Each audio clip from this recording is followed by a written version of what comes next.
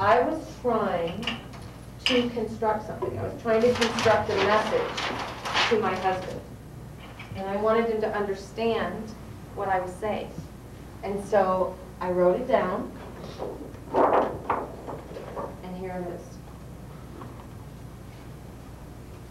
And this was a list that he was going to take to the grocery store. What do you notice about that list? Does it look like I just threw a bunch of words on there, or does it look like I very carefully put the words together so it would make sense to the person reading it? What do you think? Does it look like I just threw a bunch of words on there, or does it look like I put the words together very carefully so that it would make sense? What do you think when you first see my writing? Does it look very organized? Does it look very structured?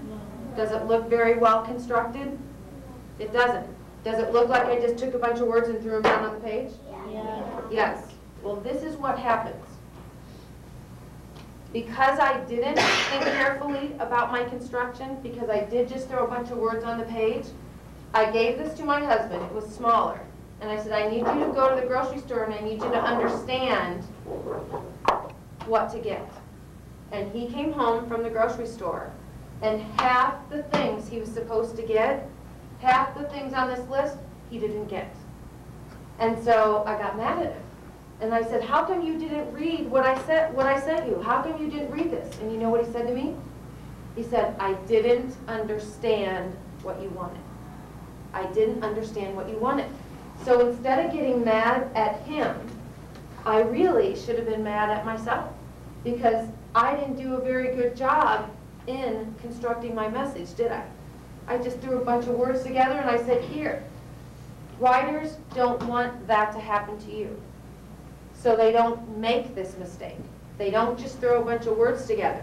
They think about, how can I put the words together in the smartest way so that when the reader reads it, they're going to understand it. So I did some looking. And I looked in some books, and I looked at great writers, and I rewrote my list. And I want you to see the difference in how I organized and constructed these ideas. This is the same list. I put the old list here. This is the same list. Talk to someone next to you. Which list is better constructed? Which list is better and easier to understand my message? Which list is better organized? Yes. This one. Is it a little bit better or a lot better? A lot. It's a lot better. And you know what? When my writing was very organized and it was constructed very carefully, guess what? When my husband went to the grocery store, guess what happened? He got everything. He totally understood what I was trying to say. It was so worth it to think about this.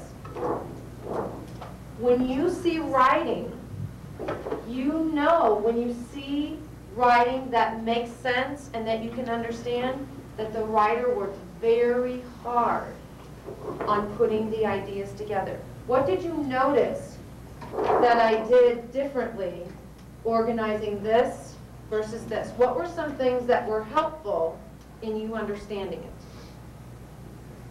What do you notice? Yes? I noticed that you listed the things like numbers. You know what? I did. So this is what we call writer's tools. These are some of the tools that I learned that help the construction to be stronger. So one of the tools is, in nonfiction writing, I can use numbers or symbols to help make sense. Anything else you noticed that I did to help this message be clearer than this message? Yes? You put some topic on it? I did. I put the ideas that were alike together. So all of these, so I made my ideas connect. Is that right? Is that spelled right? Yeah. So I made them connect by topic. And so So here, were my ideas connected at all? No. They were not connected at all. Here, I connected all of the ideas that were alike. I put them together. So everything under this topic is what? Fruit. Fruit. Everything under this topic is dairy. Excellent. How would my husband, what tool did I use for my husband to know what the topic was? What do you notice different about the topic than the ideas underneath the topic? Yes? Oh, I'm so glad you noticed that. Not only did I do numbers, not only did I connect the big topics, let me put that there, I drew pictures. I had pictures. In nonfiction, we call that tool visuals. I had visuals to tell the reader what my big topic was. So even if my husband couldn't read that, he could look at the picture. Or he could use both to make sure, oh, everything here is about dairy. What else did I do?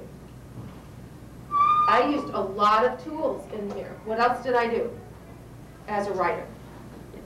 I showed the big topic. I showed how the topic fits together. I used pictures. Do you notice anything else about the size of the ideas or the size of the words? What do you notice is the difference between the big topic and the little topics? Yes? Some of them you had coupons and you put stars right next to those ones. That's right. I used special tools. This is called emphasize. I know that's a big word. To emphasize something special about some of the things I wanted. Here, I wrote him a letter that says, don't forget the coupons. And you know what? Guess what he did? He did not even use one coupon. But guess what he did here? Every single thing that had a star, he knew, oh, that's special. So anything special that I want the reader to know, I use a tool to emphasize that. I might put a star by it. I might put it in a different color. I might put it in a shape. Did you notice these things right here? Why do you think I used those dots right there? Yes? Because it was letting you know that there's different, That it's a different kind of what? fruit. And so he knows that he doesn't just go to the fruit section and get fruit. That every single, those are called bullets. Every single bullet means you have to get a different fruit. You got to get apples, you got to get oranges, you got to get grapes. So that helps really follow what my message is. Anything else you noticed about my writing in the better way? Yes? You read it better? I did. I did. I actually was neater when I wrote it. You can tell that I thought about this. You can tell I took time on this. All right.